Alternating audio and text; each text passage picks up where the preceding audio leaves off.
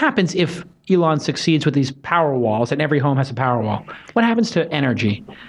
Energy becomes locally produced and consumed and sold, and all these pure marketplaces that we've seen with Uber for transportation and Airbnb for homes, eventually that will happen for energy. We will produce and consume and sell. Pure energy. That means if I have extra energy, I can give it to my neighbor if you're living next to me in Oakland? Eventually. And if you have your own storage system, then it never has to go to the grid. You actually get to use the energy that you produce when you get home. So you're producing the most energy in the middle of the day. You're not home. You get home, and rather than having to buy that energy from the grid, you actually get to use what you've produced because it's sitting in your Powerwall or whatever the storage. Yeah, so if I'm like some person with no kids and a big house and it's empty all day and have solar, and you don't have solar panels and you've got like 5 kids running around and everybody's at home during the day, air conditioners blowing and pool heaters going, I could actually give you my energy. You would pay me for it. Eventually, yes. And there are some startups that are already working on that.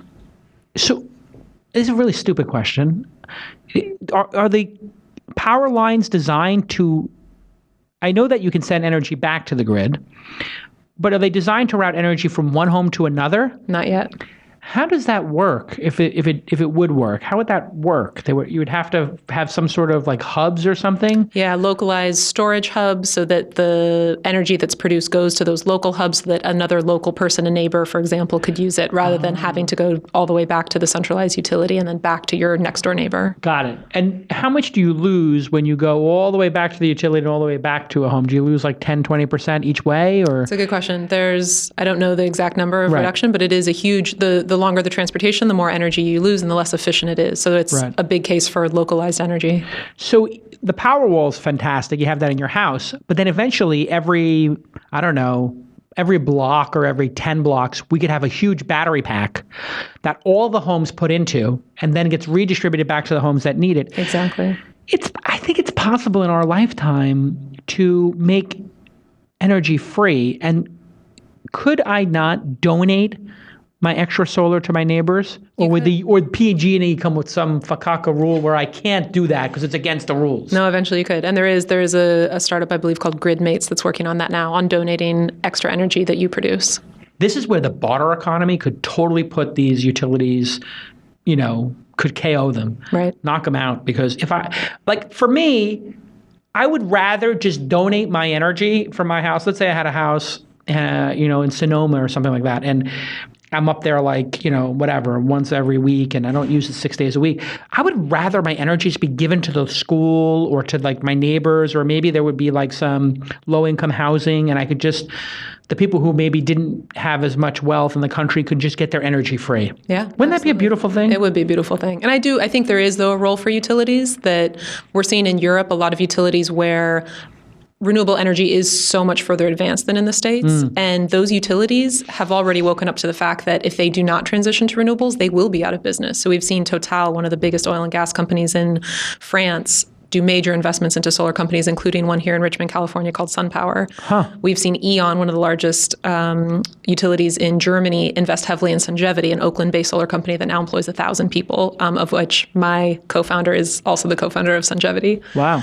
So there are these trends, at least in Europe, and I think we're going to increasingly see utilities in the States making those kind of investments and even acquisitions of renewable companies here, because they are waking up to the fact that there's a role for them to play, and an important one, but they have to play it if they want to stay involved in the energy game.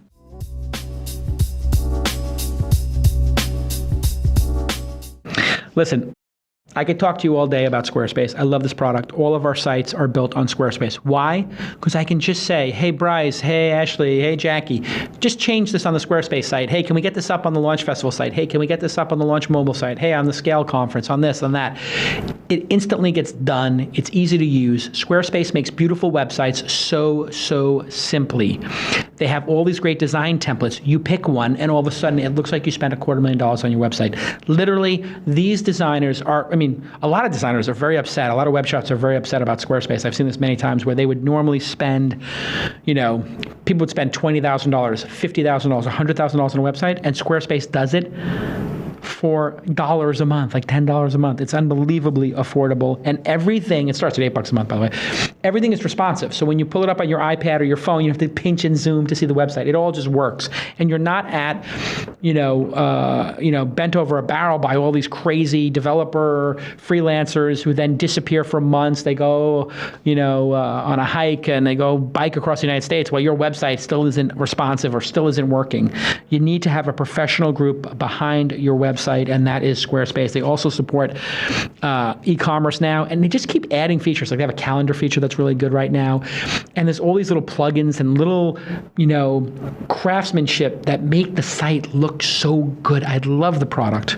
You can start your free trial today with no credit card required. And when you decide to sign up for Squarespace, please use the offer code TWiST to get 10% off your first purchase. Squarespace, build it beautiful. Build it beautiful. Please. It's a lot of ugly stuff going on in the world. A lot of ugly websites. Just use Squarespace and make the world beautiful. That's not their tagline. But I love beautiful websites. When I see a beautiful website for a conference, I buy a ticket. When I see a beautiful website for a product, I buy the product. When I see a beautiful website for a service or a startup, I want to meet with them. Go to squarespace.com and have a great, beautiful website. It's trusted by millions of people, including some of the most respected brands of the world. Their technology is state-of-the-art, secure, easy to use, scalable. You don't need to have a developer do it. I could talk for days. Thank you, Squarespace, for being one of my longest running sponsors for This Week in Startups. I truly appreciate it. It means a lot to me. Okay, let's get back to the program.